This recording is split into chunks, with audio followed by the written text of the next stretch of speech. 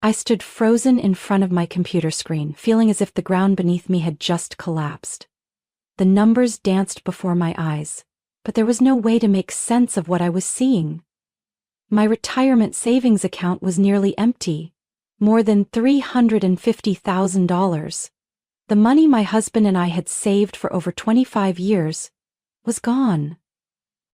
I swallowed hard, my heart pounding so loudly I could hear it echoing in the silent kitchen. I clicked on the transaction history, my eyes scanning each line. A series of withdrawals had taken place over the past 8 months, each one not large enough to raise immediate alarm, but together they added up to a staggering amount. The final and largest transfer, $200,000, had been made 2 weeks ago while I was visiting our daughter in Boston. The recipient's name? Lindsay Carter. I held my breath, searching my memory. The name was completely unfamiliar. Not a business associate of my husband, not a relative, not a friend of ours. A chill ran down my spine. I grabbed my phone, my hands trembling as I dialed Mark's number. The man I had been married to for nearly 30 years. The man I had trusted more than anyone else. As the phone rang, I told myself that this must be a mistake. A bank error. An investment he forgot to mention. But deep down I knew something was wrong. Mark didn't answer. I tried again. And again. On the 4th call he finally picked up, his voice filtering through the receiver, laced with background noise, voices, distant chatter. "What's going on, Emma?" Just a simple question, but I could hear the irritation in his tone. Mark was always like this whenever I asked about money. "Where are you?" I tried to keep my voice steady. "At work." I glanced at the clock on the wall, 8 p.m. Mark's company had never required him to work late. "Why is our retirement account down to just over $2,000? I cut straight to the point, refusing to give him a chance to dodge the question. A long silence followed, then a sharp exhale. "What?" "I just checked the account. More than $350,000 is missing. Where did the money go?" The background noise on his end faded. I heard a door close, as if Mark had stepped away to find a quieter place. "You're invading my privacy, Emma," he said, his voice dropping to a low, controlled anger. "Why are you checking our account without asking me first?" I couldn't believe what I was hearing. "Are you trying to distract me?" I let out a bitter laugh, though nothing about this was funny. "This is our money, Mark. I have the right to know where it went." "You're unbelievable," Mark snapped, slamming something down, a glass maybe, onto a surface. "You're always so suspicious, so controlling. You're always convinced I'm hiding something." I couldn't believe the words coming out of his mouth. "Don't turn this around on me," I said, my voice steady but sharp. "What did you do with our retirement savings?" Mark let out a mocking chuckle, a sound so dismissive it sent a fresh wave of anger and unease through me. "I earned that money, Emma. It's my hard work." Each word hit like a slap. "Your hard work?" I gripped the phone tighter, forcing my voice to stay even. "And what about me, Mark? I gave up my career. I spent over 25 years taking care of our family, raising our children, handling every part of our home while you climbed the corporate ladder. Do you think that meant nothing?" He scoffed as if my words held no weight. "Emma, if you can't trust me, then maybe we shouldn't be married anymore." I stood there, frozen. Mark had never mentioned divorce before. No matter how many arguments we had always worked through them, but now he was willing to throw away nearly 30 years of marriage just to avoid answering a simple question? "Are you serious?" I whispered. Mark let out a heavy sigh, the kind that spoke of exhaustion and annoyance, as if he had tolerated enough of me. "Maybe we both need some time apart." I heard the sound of a drawer sliding open, then the distinct rustling of clothes being shoved into a bag. "What are you doing?" "I'm leaving for a few days," Mark said coolly. "When you calm down and apologize, I'll come back." I felt a chill run through me. Apologize? For asking about our savings? He didn't answer. I heard his footsteps moving toward the door, then his voice echoed one last time. "Don't try to contact me." The door slammed shut. I stood frozen in the kitchen, still holding my phone, my mind blank. Everything in my life, my marriage, my finances, my trust, had completely collapsed in less than 20 minutes. I sat motionless on the wooden chair by the dining table, my fingers still gripping my phone, replaying the conversation over and over in my mind. Mark's words echoed relentlessly. crashing against me like waves on the shore. I earned that money, Emma. It's my hard work. If you can't trust me, maybe we shouldn't be married anymore. When you calm down and apologize, I'll come back. Those words tore apart whatever fragments of trust I had left. But something hurt even more. Mark never denied taking the money. More than $350,000 didn't just vanish. Someone withdrew it. And if Mark wasn't alarmed or panicked about our entire retirement savings disappearing, there could only be one explanation. He was the one who took it. The numbness inside me slowly faded, replaced by a cold, simmering rage. I couldn't sit still. I opened my laptop, pulled up the bank transaction history again. Lindsay Carter. That unfamiliar name still sat next to the massive wire transfer from 2 weeks ago. Quickly, I opened a new tab and typed her name into Google. No significant results. I tried Facebook, Instagram, LinkedIn. Nothing stood out. Or at least, no one matched what I was looking for. I frowned. A person who received $200,000 but had no digital footprint? Something wasn't right. I scrolled back through the transaction history, analyzing every detail carefully. The transfer was made on a Tuesday at 2 p.m. I had been in Boston, visiting my daughter at the time. Mark knew I wasn't home. A sudden thought struck me. I opened a new tab and checked our credit card statement for recent transactions. And that was the moment I knew there was no turning back. 2 days ago, Mark had purchased 2 first-class plane tickets to Miami. The flight was on Friday morning. Today was Sunday. A chill crept down my spine. Mark had told me he was working all weekend. I clenched my fists, forcing myself to take slow, steady breaths. Who was he there with? I opened Instagram and searched by location. Mark wasn't active on social media, but if he was traveling with someone, and if that person was arrogant enough, there was a good chance they had left a trail. I typed Miami Beach into the search bar. Hundreds of posts popped up. I scrolled quickly, scanning the images until one made me freeze. Mark. He was standing on the deck of a luxury yacht, his arm wrapped around a woman at least 20 years younger than me. Her golden blonde hair cascaded over her shoulders, her slim figure draped in a flowing white maxi dress, her hand raised in a toast with a cocktail. And she had tagged herself in the photo. Lindsay Carter. A strange emptiness settled over me, as if I were no longer myself but merely an observer, watching the collapse of the marriage I had built for nearly 30 years. I clicked on her profile. A series of photos appeared. Mark and Lindsay sitting by the pool at a luxury resort.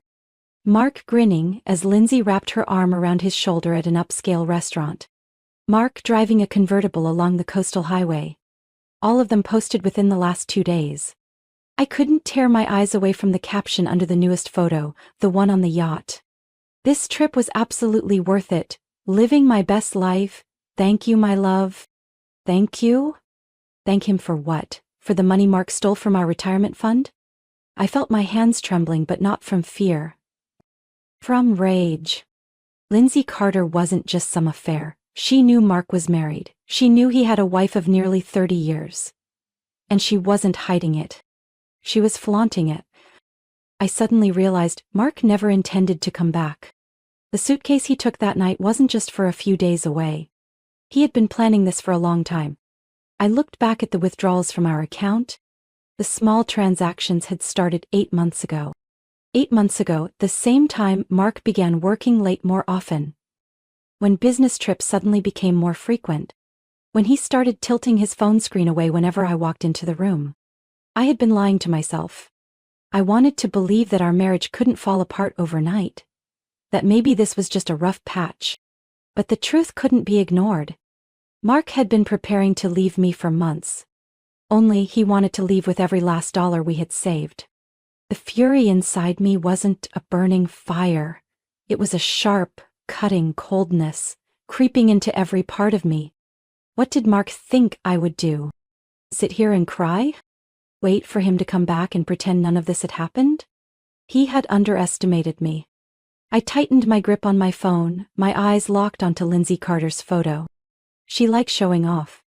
Then I would give her a reason to regret it. I sat in front of my computer, the dim blue light reflecting off my face, filled with determination. This wasn't just a broken marriage. This was fraud. And I wasn't going to let Mark and Lindsay walk away from this so easily. I opened a blank document, beginning to log every suspicious transaction I had found. I combed through the account history again, trying to identify a pattern in the withdrawals. The small amounts had started 8 months ago, each one only a few $1,000s, not enough to immediately raise alarm. But in the last 3 months, Mark had started withdrawing larger sums, particularly the $200,000 that had been transferred into Lindsay Carter's account. I couldn't do this alone. I needed a lawyer. I opened my contacts and found the number for Lauren Mitchell, a divorce attorney specializing in high-asset cases and financial disputes. Lauren was a friend, known for handling some of the most complex divorce cases involving financial fraud. I hit call.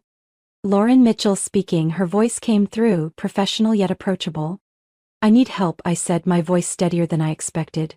My name is Emma Parker. My husband emptied our retirement fund. There are clear signs that he's funneling money to his mistress, and I need to know what I can do to get back what's mine. Lauren was silent for a few seconds before responding. Do you have evidence? I have bank statements, transaction history, and even the social media posts from that woman. Everything clearly shows that Mark used our shared money to spend on her. Good. Come to my office tomorrow morning. We'll get started immediately. The next morning I walked into Lauren's law office. She was a woman in her early 40s, sharp and confident, with a kind of presence that made it clear she knew her worth. She skimmed through the documents I had brought, her dark eyes moving quickly over the numbers. He's been withdrawing money systematically, Lauren observed, tapping a finger on the statement. And the largest sum was transferred into Lindsay Carter's account. She looked up at me. Emma, this isn't just an affair, this is marital asset theft. We can take Mark to court and request an immediate asset freeze. My heart pounded. What exactly can we do? Lauren gave a cold, calculating smile. First, we'll file for divorce immediately, along with an emergency motion to freeze his accounts. This will prevent Mark from withdrawing any more money. I nodded without hesitation. Second, Lauren continued, I'll bring in a forensic financial expert to track down any hidden accounts Mark may have set up to conceal assets. A thought suddenly struck me. Mark is a senior accountant. He knows exactly how to hide money. Lauren raised an eyebrow. Then I'm certain he has secret accounts we haven't found yet. I clenched my fists. We have to get back everything he took from me. Lauren gave a small smile. That's exactly what I intend to do. A breakthrough. 2 days later, one of Lauren's financial experts, Daniel Carter, called me. Emma, I have important news. I held my breath. Mark didn't just transfer money to Lindsay Carter, he said. He also set up a shell company called Pine Hill Consulting LLC, registered in Wyoming. It's one of the most financially secretive states in the U.S. A chill ran down my spine. Mark had created a fake company to hide money. Daniel continued. He has transferred over $120,000 into this company over the last 4 months. And here's the most critical part. The receiving account is linked to a personal account under Lindsay Carter's name. I gripped my phone tighter, so furious that I had to take a deep breath to steady myself. Lauren's voice cut in. This is huge, Emma. It proves that Mark isn't just having an affair, he's deliberately hiding marital assets. This could get him into serious legal trouble. I let out a bitter laugh. Then let's use it. Lauren nodded. We'll file the motion in court immediately, requesting a full asset freeze and a forensic financial investigation. If the court finds evidence of fraud, the judge will award you the majority of the assets. For the first time in weeks, I felt a weight lift off my shoulders. I was no longer the betrayed wife crying in the kitchen. I was fighting back for what was mine. The legal strike. 3 days later, the court officially froze Mark Parker's assets. Mark texted me immediately. Emma, what the hell are you doing? You can't freeze my money. I calmly replied. You can ask your lawyer, and don't call me again. Any further communication will go through mine. Mark didn't reply. I could easily imagine how furious he must be, realizing that I was no longer the easily manipulated woman he once controlled. I set my phone down, taking a deep breath. The game had changed. Mark might have thought he could walk away from this unscathed. But he had underestimated me. Late in the afternoon, I sat on the living room sofa, the cup of tea in my hands having long gone cold. The house was eerily quiet, as if it was holding its breath along with me, waiting for the storm to hit. And then, my phone rang. Mark. I stared at the screen for a long moment before answering. Emma, his voice came through low and somewhat hesitant. I think, maybe I overreacted. I remained silent, waiting. I've had time to think, Mark continued.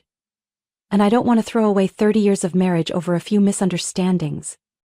I nearly laughed. Misunderstandings? I repeated, my voice calm but devoid of any softness. Yes, Mark said quickly, as if trying to steer the conversation back under his control. I'm not denying I made mistakes. I was stressed, I acted impulsively. But we can sit down and talk this through like adults.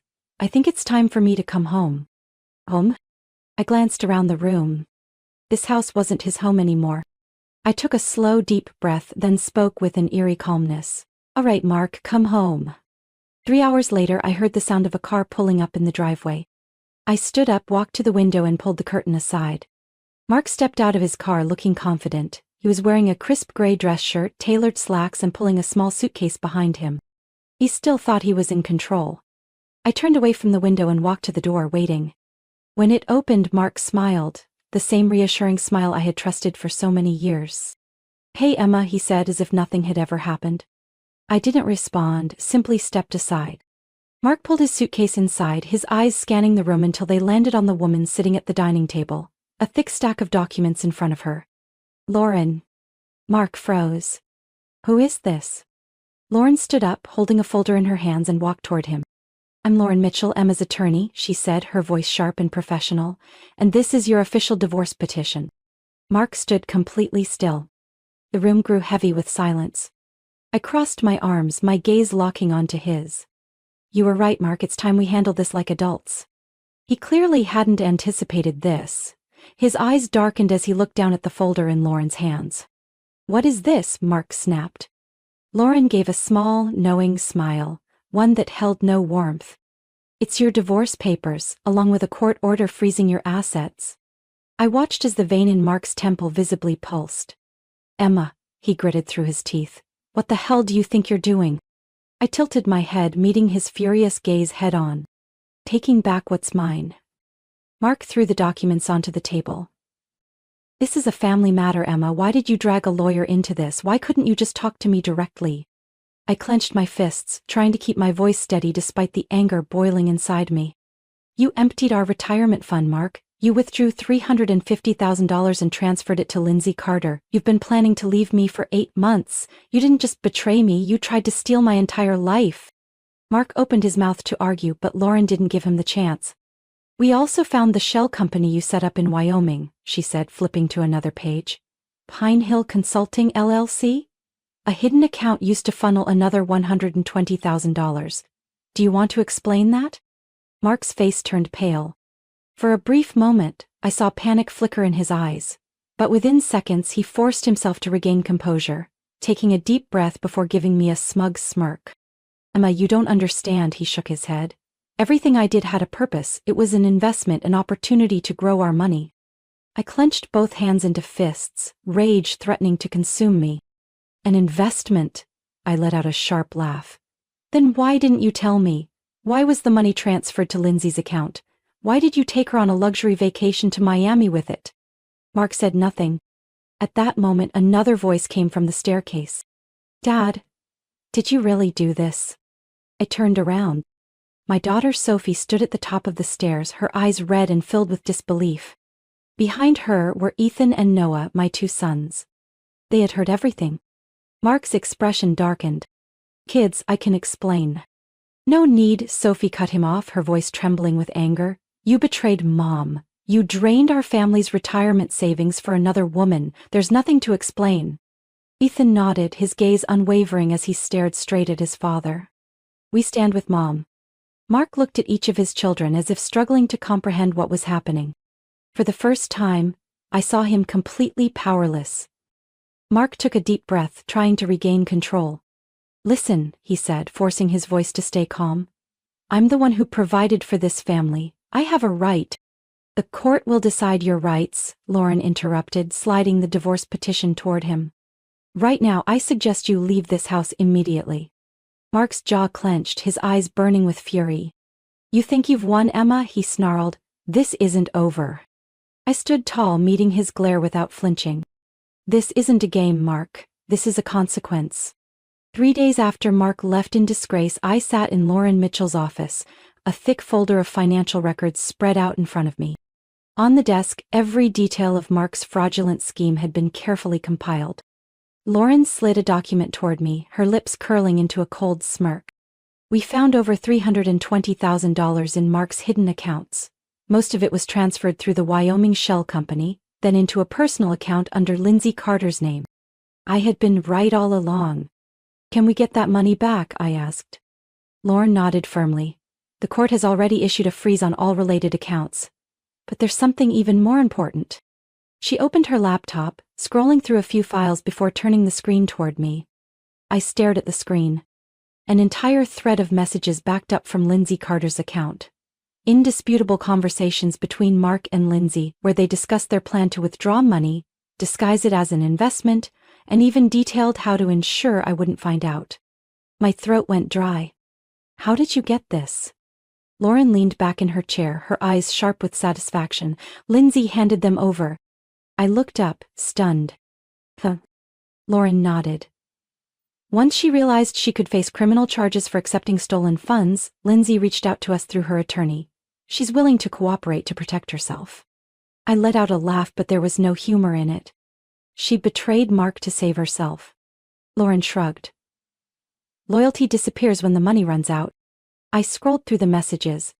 Baby, it's done. That money is ours. Will disappear, she'll never know. Don't worry, I've planned everything. Emma might get suspicious, but she'll never find proof. I clenched my fists. He had underestimated me. Lauren shut the laptop, her expression razor-sharp. Emma, this is what we need to end this. With proof of financial fraud, the judge will rule in your favor. And Mark? She paused, the corner of her mouth curling slightly. We'll have nothing left to hold on to. 3 weeks later, I faced Mark across the legal conference room where our divorce settlement negotiations were about to take place. He looked far worse than the last time I had seen him. Dark circles under his eyes, his suit slightly unkempt. He knew he was backed into a corner. Mark's lawyer, a stiff-faced middle-aged man, placed a folder on the table, his tone controlled but tense. My client wants to negotiate. Lauren crossed her arms, leaning back in her chair, her voice calm but sharp as a blade. We're not negotiating. We have evidence of financial fraud, a serious violation of marital property rights. Mark gritted his teeth. Emma, we don't have to turn this into a war. I stared directly at him. You started this war, Mark. I'm just finishing it. Lauren slid a stack of papers toward Mark's attorney. This file contains evidence of hidden accounts, unauthorized transactions, and messages between Mark and Lindsay Carter. With this documentation, we can take the case to criminal court. I saw a flicker of panic in Mark's eyes. Lauren continued, her voice cutting through the silence. But we're willing to settle this quietly if he agrees to our terms. Mark's lawyer flipped through the documents, his expression growing more serious with each page. He leaned toward Mark, whispering something. But I didn't care what they were saying. I only watched Mark. It took him a long time to look up. What do you want? He asked, his voice strained. Lauren didn't blink. Emma will receive the majority of the assets, including the house, the remaining savings, and 80% of the retirement fund. Mark will be responsible for repaying the stolen funds within 6 months. Mark tightened his jaw, but he couldn't argue. He knew that if this went to court, he could lose everything. His lawyer inhaled deeply. We need time to review. He has 24 hours, Lauren said, her tone leaving no room for argument. I looked at Mark. Think carefully, Mark. If you don't sign, I won't stop here. 24 hours later, Mark signed the divorce settlement. He lost almost everything. I stepped out of the law office, taking in a deep breath. A sense of freedom filled my chest. I was no longer the betrayed, deceived woman. I had taken back everything that was mine. And Mark finally understood one thing. The person he underestimated the most was the one he should have feared all along. 1 year later, I stood on the balcony of my new condo, gazing out at the vast expanse of Lake Michigan. A peace. It was a feeling I hadn't known in the final years of my marriage. I had won, not just legally, but in the way I had rebuilt my life. After the divorce, I recovered nearly all the money Mark had stolen. With undeniable proof of his financial fraud, the court forced him to repay the stolen retirement funds. The marital home was sold, and I kept the majority of the profit. With that money, I invested in my own future. Mark wasn't so lucky. After the scandal spread through the financial world, his reputation was ruined. The company he had worked for fired him immediately once news of his fraud surfaced. No reputable firm wanted to hire a man who had been caught hiding marital assets. He was forced to leave the city, relocating to Seattle, where he found a lower-paying job, nothing close to what he once had. And Lindsay Carter? She left him the moment she realized he could no longer afford her lifestyle. I still remember the moment Lauren told me that Lindsay had blocked Mark's number, erased every trace of their relationship from social media, and moved on as if nothing had ever happened. Maybe she had found another Mark. But none of that mattered to me anymore. I had my own path to follow. After the divorce, I decided to take back more than just my financial stability. I reclaimed the career I had given up nearly 30 years ago. I went back to law school. I spent every evening, every weekend, studying, preparing, pushing myself to finish the dream I had once set aside for marriage. And I did it. That spring I graduated with a law degree, an achievement I never imagined possible at this stage in my life. Lauren's law firm, the very firm that had helped me take Mark down, offered me a position as a legal consultant specializing in high-asset divorce cases. They wanted me on their team because they believed no one understood the injustice of marriage better than I did. I accepted. This lakefront condo was one of the first gifts I gave myself. A space that belonged entirely to me.